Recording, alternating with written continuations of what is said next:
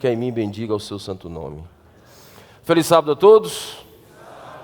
É um prazer muito grande poder estar aqui com vocês nessa manhã e conhecer um pouquinho da liderança da Associação Mineira Sul, dessa geografia.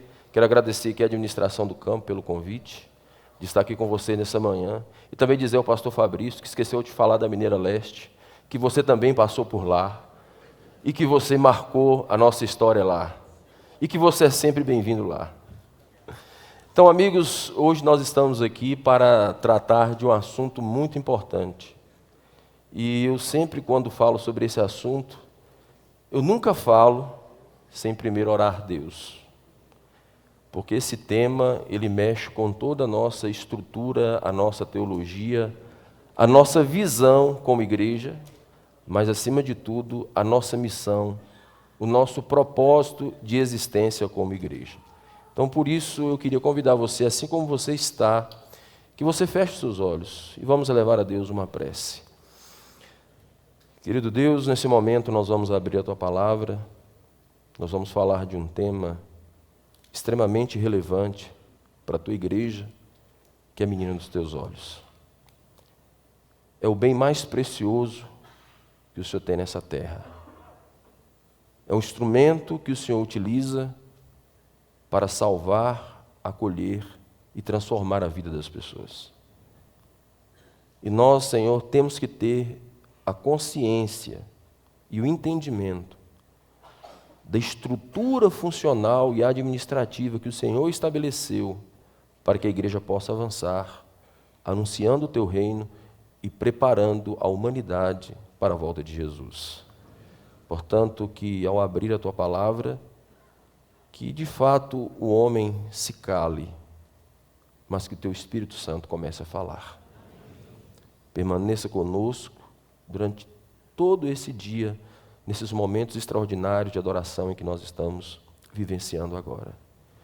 E é tão maravilhoso saber que, apesar de não poder enxergar o Senhor, mas nós podemos senti-lo de maneira sobrenatural neste lugar e neste momento. Fale conosco, Senhor. É a nossa súplica, em nome de Jesus. Amém. Bom, nós vamos falar sobre a Casa do Tesouro. Há um pouco tempo estava viajando lá na geografia da Mineira Leste, atendendo um distrito, e assim, bem na minha frente, tinha um veículo, e no seu para-brisa estava escrito: resultado de Malaquias 3:10. É interessante que as pessoas sempre atribuem Malaquias 3:10 a prosperidade, bênção, sucesso, crescimento. Todavia, entretanto, em Malaquias 3:10, é esse texto que é muito conhecido de todos vocês, e lá diz: roubará o homem a Deus? Todavia vós me roubais e dizeis: em que te roubamos? Nos dízimos e nas ofertas. Com maldição sois amaldiçoados, porque a mim me roubais, vós, a nação toda. E aqui está o detalhe: trazei todos os dias aonde? Eu quero a interação de vocês. Trazei todos os dias aonde? Para que haja mantimento em minha casa. Provai-me nisso, diz o Senhor dos Exércitos, se eu não vos abrir as janelas e derramar sobre vós o quê? Bênçãos sem medidas. Então a gente fala sobre prosperidade, a gente fala sobre bênção, a gente fala sobre maldição. Mas geralmente, quando tocamos nesse assunto, a gente pouco fala sobre a casa do tesouro. É interessante que existem algumas interpretações acerca da casa do tesouro. Existem aqueles que acreditam que a casa do tesouro é o próprio indivíduo. E eles pensam da seguinte forma: a Bíblia não diz que o nosso corpo não é o templo do Espírito Santo? Não é o santuário de Deus? E a casa do tesouro fica onde? No santuário. Automaticamente, eu sou a casa do tesouro, então o dízimo e a oferta pode ficar no meu bolso, que está tudo certo. Sou eu que administro do meu jeito. Lógico, isso não é uma interpretação bíblica. Não tem fundamento bíblico para isso. A segunda interpretação, ela é até assim um pouco bem vista pelos adventistas, mas não os adventistas aqui do sul de Minas. Eu não acredito que vocês creiam assim. O segundo tipo de interpretação desse texto da Casa do Tesouro, eles acreditam que a Casa do Tesouro é a igreja local. A igreja local é a Casa do Tesouro. Então, automaticamente, o dízimo pode ser administrado na igreja local. Geralmente, as pessoas que pensam dessa maneira, que entendem dessa forma, acreditam numa visão congregacional. Elas não têm uma visão mundial, apenas local. Porém, todavia, entretanto, a terceira interpretação para esse texto, que é uma interpretação bíblica, fundamentado nas Escrituras e endossado pelo Espírito de profecia, é justamente aquilo que nós temos como proposta para apresentar para vocês nessa manhã. A Casa do Tesouro, a sua relevância, a sua importância para a vida espiritual da igreja, para as questões administrativas da igreja e, acima de tudo, para a missão da igreja. Então, essa é a nossa proposta e eu quero, nesse pouco tempo que nós temos aqui, apresentar para vocês a primeira definição da Casa do Tesouro na Bíblia. A Casa do Tesouro é um sistema organizacional e financeiro de onde? De Israel. Tem um tablado aqui. Então, é um sistema financeiro, organizacional de Israel. Então, veja bem, esse sistema, ele é estabelecido no período de Neemias. Vocês se lembram que o povo de Israel ficou quanto tempo em Babilônia? Me ajuda em quanto tempo? 70 anos. Nesse período, um grupo de judeus vem de Babilônia para Jerusalém. E eles percebem que a cidade estava destruída, os muros derribados, e o templo estava inativo. E aí Neemias começa um processo de reforma. Não só estrutural, mas uma reforma espiritual. E aí ele restabelece todo o serviço da Casa do Tesouro. Chamando de volta os sacerdotes para ministrarem, os levitas para trabalharem, e aí retorna o sistema de fidelidade a Deus através dos dízimos e das ofertas. E aí agora os sacerdotes, os levitas, recomeçam o processo de ministração, ensinando a Bíblia para o povo, apresentando novamente para o povo a lei e os profetas. Só que no final desse período, Neemias é chamado de volta para a Babilônia, porque ele era um dos conselheiros do rei. E aí dentro desse período de tempo, o povo começa a desanimar, e aí o sistema de fidelidade nos dízimos das ofertas, que atendia a Casa do Tesouro, começa a enfraquecer. Então, quem surge nesse período, que era um profeta contemporâneo de Neemias? Como ele se chama? Malaquias. Então, Malaquias vem com a mensagem justamente para que não se permitisse que fechasse novamente a Casa do Tesouro, a fim de que os sacerdotes parassem o serviço e os levitas também. E aí ele diz: trazei todos os dízimos para onde? Porque o núcleo funcional de toda essa estrutura, a sua base estava onde, igreja? Aonde estava? Na Casa do Tesouro. Então, a estabilidade espiritual, financeira do povo de Israel dependia exclusivamente de tudo aquilo que acontecia na Casa do Tesouro. E como adoradores, a participação deles era trazer os dízimos e as ofertas para a Casa do Tesouro, para que houvesse mantimento naquele lugar.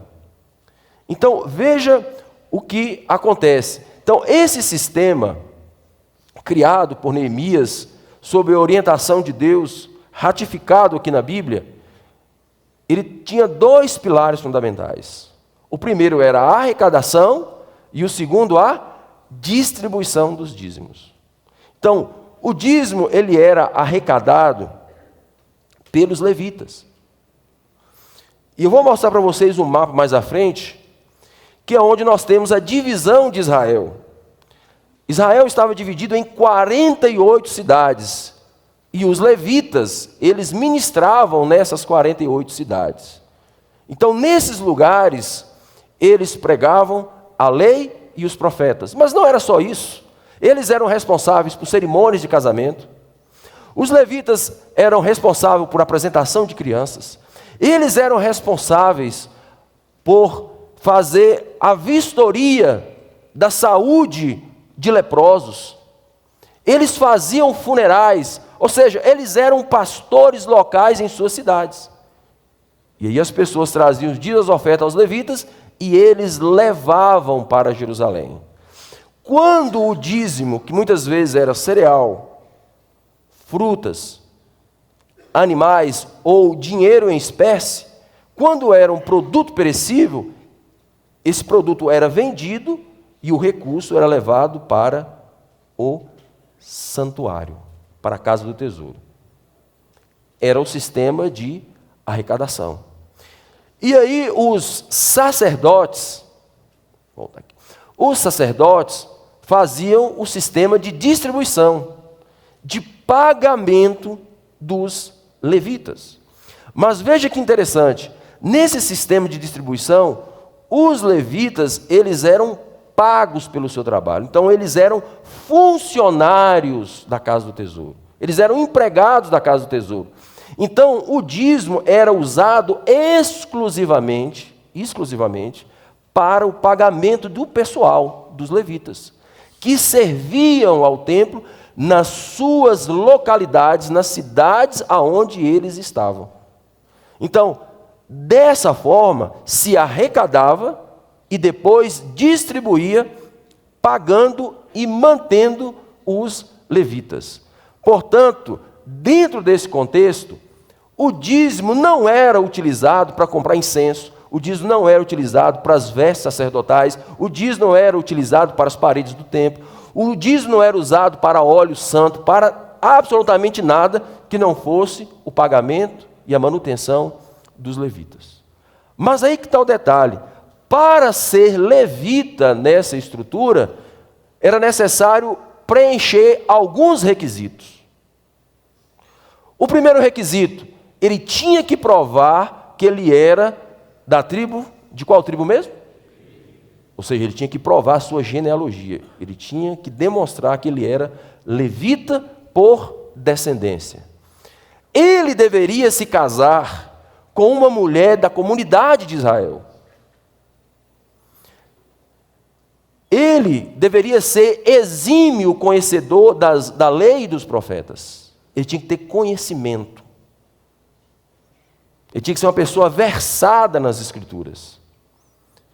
Terceiro, o seu período de trabalho como um levita era de 25 anos. E uma vez escolhidos pelos sacerdotes, o levita escolhido, ele passava por um ritual de purificação, e aí nesse momento seu nome ele era arrolado no livro dos levitas na casa do tesouro. E aí ele tinha direito ao pagamento, ao seu salário, e ainda um adicional por cada filho. Então não era só o nome dele que era escrito, era o dele, o da esposa e dos filhos. E aí dentro desse contexto, dentro dessa estrutura criada na palavra de Deus e apresentada através de Neemias, você tem o dízimo, que vai para a casa do tesouro, que mantém os levitas, que por sua vez prega, ministra e ensina para o povo a lei e os profetas. Então você tem um sistema unificado na casa do tesouro, mas ele é representativo em toda a geografia de Israel, porque tudo que se pregava em uma cidade, em uma tribo, era a mesma coisa que se pregava do outro lado. Então você tinha uma unidade teológica, doutrinária e uma unidade de missão. O propósito era o mesmo aonde estivessem os levitas. Então, esse é o primeiro aspecto da Casa do Tesouro. Ele é um sistema financeiro e estrutural, funcional do povo de Israel, desde a época de Neemias, passando por toda a história bíblica. Mas aí nós temos um outro ponto importante. Dentro dessa estrutura, então, o adorador levava o dízimo para o levita levava para o sacerdote, e aí o sacerdote levava isso para a casa do tesouro. Aí na casa do tesouro, nós temos 2 compartimentos. Um para dízimo e o segundo compartimento para oferta. No compartimento do dízimo, você tem um tesoureiro que administrava o dízimo.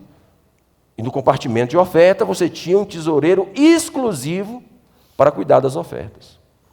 No compartimento do dízimo, além do tesoureiro, você tinha um superintendente, que ele era um fiscal, ele era um auditor, que auditava o trabalho do tesoureiro, do dízimo.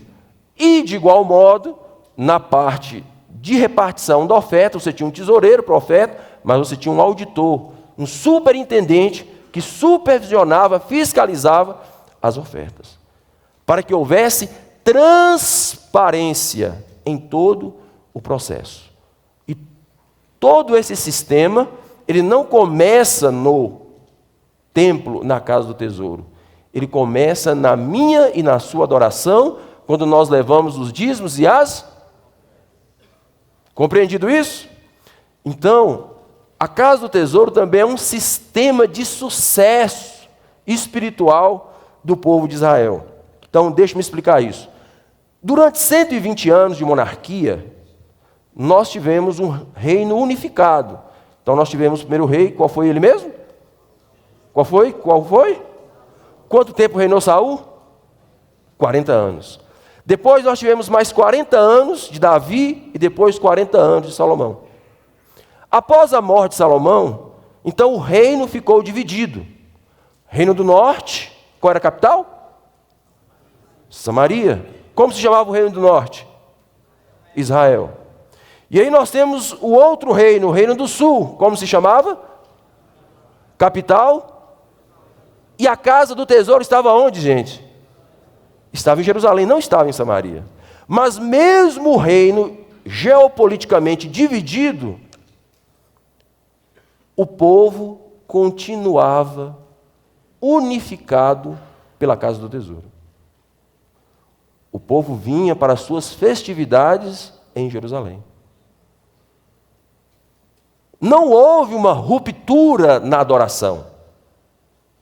Porque o que unia o povo, mesmo separado geopoliticamente, era justamente a adoração através dos dias das ofertas, que estava centralizado, unificado num sistema estabelecido por Deus, chamado a Casa do Tesouro. Tudo permaneceu intacto. A teologia, a liturgia, a identidade e a missão. Porque você tinha sacerdotes no Reino do Norte, sacerdotes no Reino do Sul, levitas no Reino do Norte, levitas no Reino do Sul, todos eles pregando a mesma, a lei e os... Vocês já perceberam que essa igreja, a Igreja Adventista do Sétimo Dia, ela tem toda a sua estrutura funcional e sistemática administrativa baseado na Casa do Tesouro. Hoje a Igreja Adventista não está apenas em Israel, ela está em 212 países do mundo, pregando em mais de 516 idiomas e dialetos, administrada por uma associação geral, por 13 divisões. Nós temos pastores em todos esses países a qual eu mencionei. E nós temos a mesma Bíblia, é ou não é? Nós temos a mesma lição da escola sabatina para o mundo inteiro. Nós temos o mesmo livro que fundamenta as crenças da igreja, o Nisto Cremos, para todos os países. Porque essa igreja, ela tem o seu fundamento unificado e estabelecido pela Bíblia através da casa do tesouro.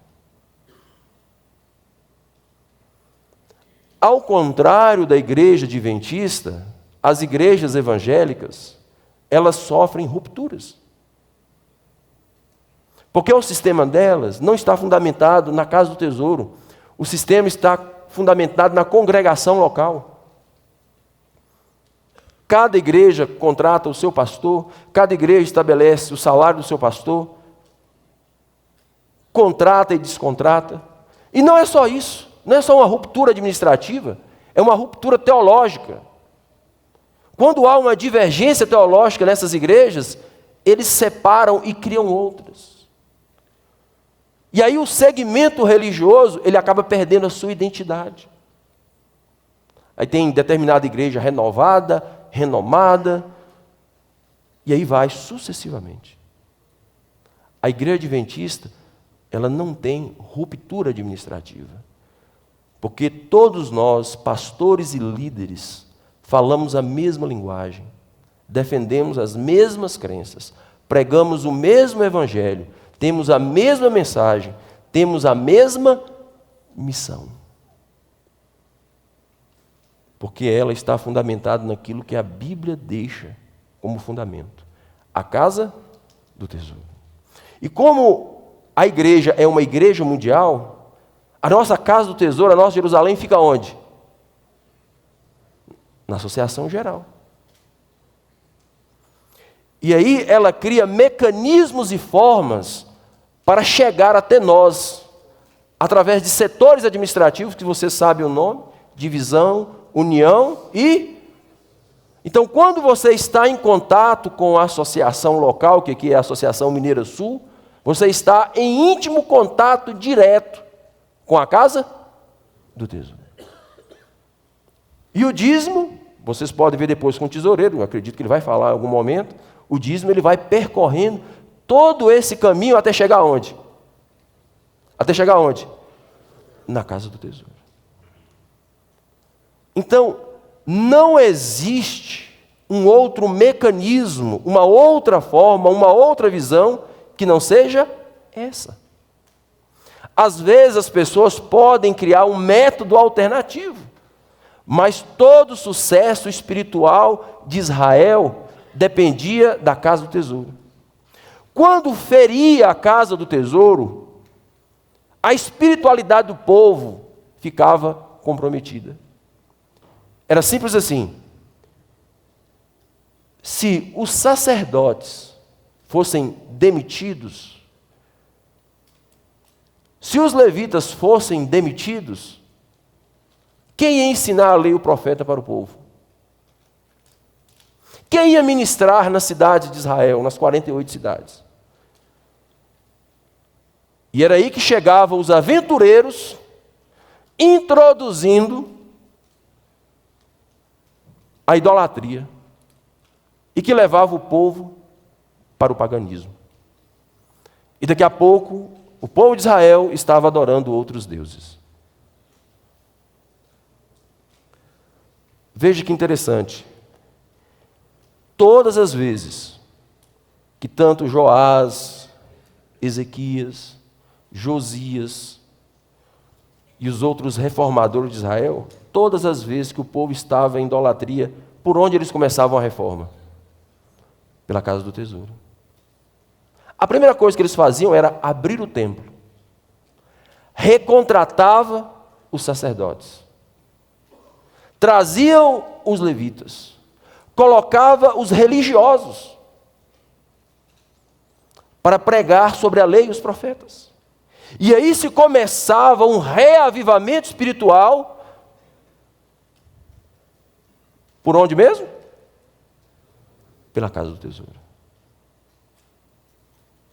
A vida espiritual de Israel, o sucesso espiritual de Israel, dependia exclusivamente da casa do tesouro.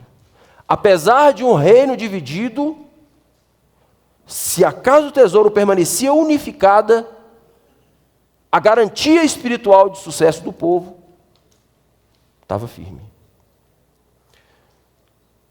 Terceiro, a casa do tesouro é o sistema que traz sustentabilidade e unidade da missão. Repetindo, a casa do tesouro é o sistema que traz sustentabilidade e unidade da missão. Quando Salomão morre, existe uma divergência política entre Jeroboão e Roboão. Jeroboão já era opositor de Salomão quando mesmo governava. E por conta de taxas e tributos, ele faz uma revolução e divide o reino. E com o passar do tempo, Jeroboão começa a perceber que o povo estava saindo de Samaria, da região do norte, e indo para Jerusalém adorar. Quando o tempo passa, ele começa a temer que o povo de Israel se unisse em Jerusalém e tramasse um plano para dar um golpe de Estado nele, tirando sua vida.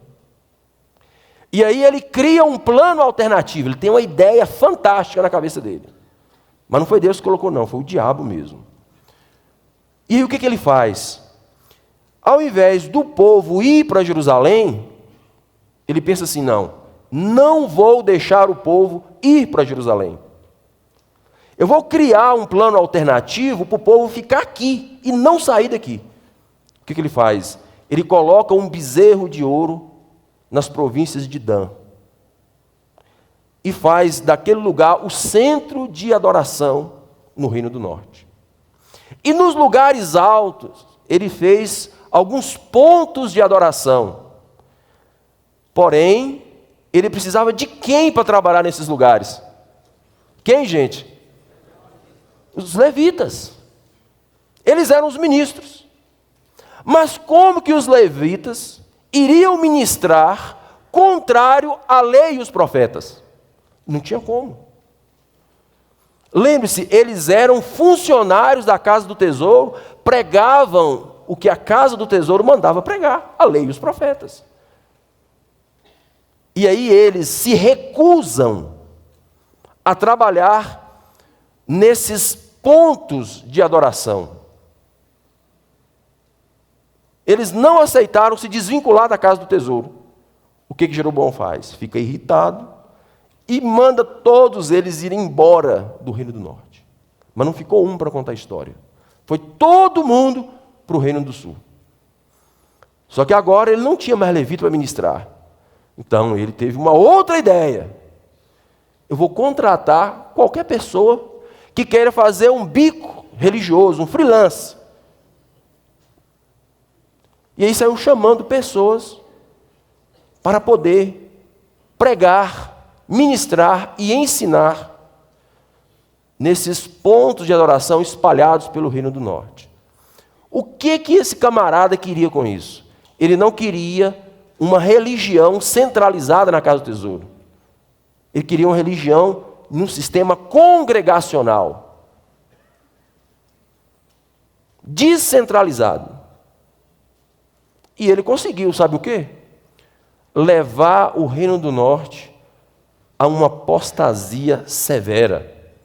Porque em cada ponto desse de adoração, em cada lugar alto, cada uma dessas pessoas contratadas induzia o povo a adorar qualquer deus, Íris, Mamon.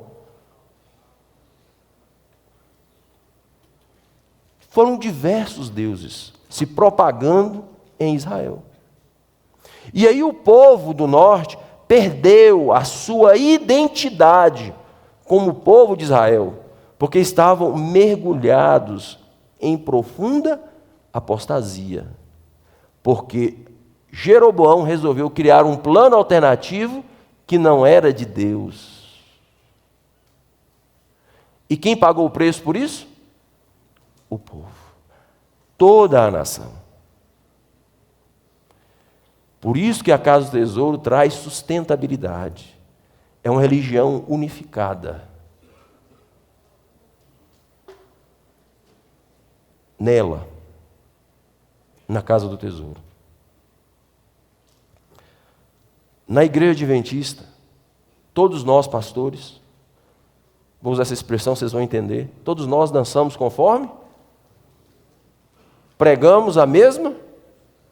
Ensinamos a mesma coisa.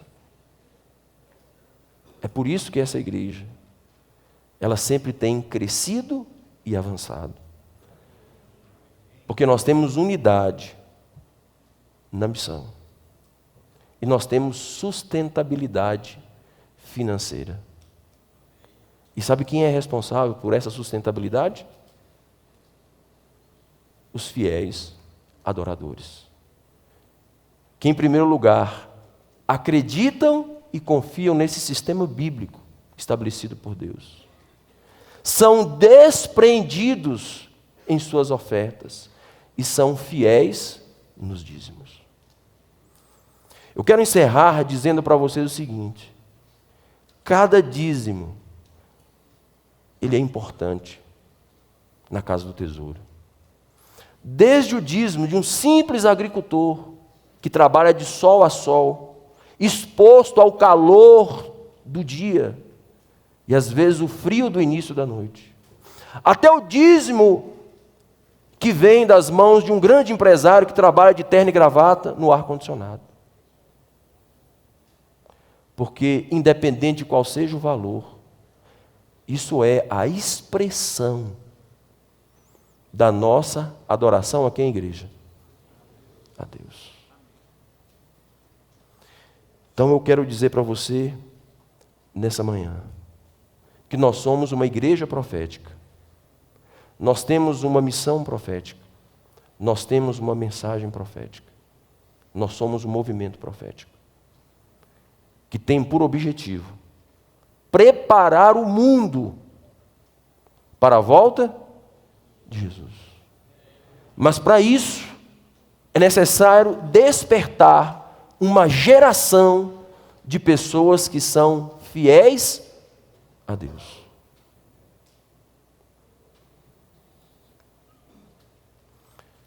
Como disse o pastor Fabrício, a nossa missão não é algo fora do normal.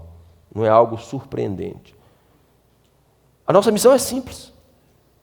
Nós só precisamos alcançar o globo da Terra. Só. A gente não precisa evangelizar Marte, Júpiter, Urano e Saturno. Só o planeta Terra. Só.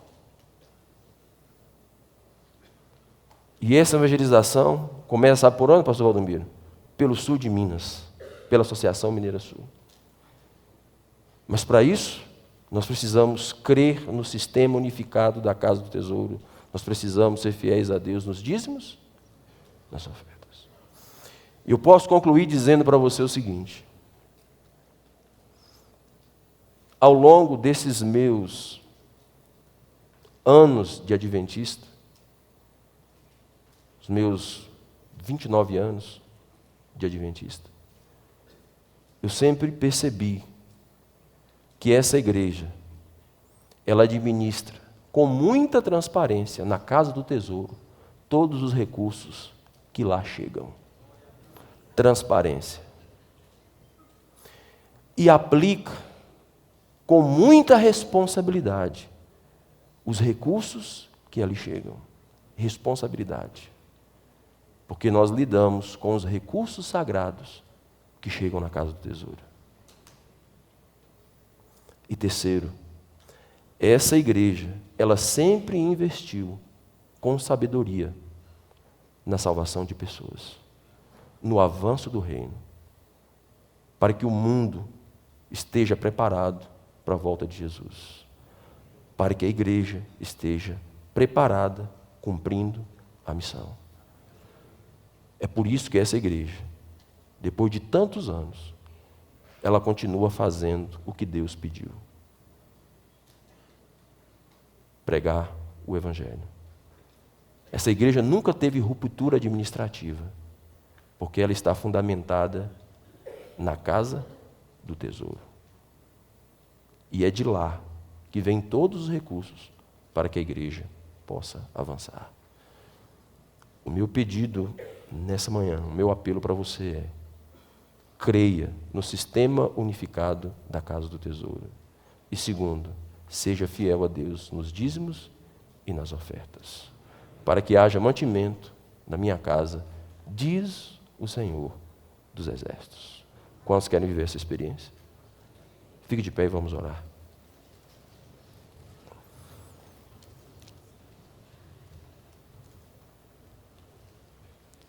Querido Deus, a Tua palavra é fiel e verdadeira. Os Teus ensinos são verdade e vida. E essa igreja tem seguido aquilo que a Tua palavra tem nos apresentado. E é por isso que ela permanece de pé, pregando, anunciando o Teu reino. E que através da fidelidade a Deus e a confiança na casa do tesouro, essas 162 igrejas, cidades do sul de Minas, possam ser alcançadas. Que mais pastores sejam contratados. Que mais associações surjam. Que tenham mais uniões, mais divisões. Para que o Evangelho alcance o mundo e que Jesus volte logo. Continue, Senhor, abençoando os líderes da Casa do Tesouro nessa geografia, os superintendentes, os homens que o Senhor escolheu para cuidar dos recursos sagrados e aplicá-los com sabedoria. Abençoe esses homens. Pastor Alexandre Carneiro, Pastor Zan, Pastor Valdomiro, que são os líderes da Casa do Tesouro. E que nessa casa nunca falte recursos. E que os recursos aplicados possam alcançar essas cidades para a honra e glória do Teu nome. Porque essa é a igreja e esse é o povo. Permaneça conosco, Senhor. É o que te pedimos em nome de Jesus. Amém.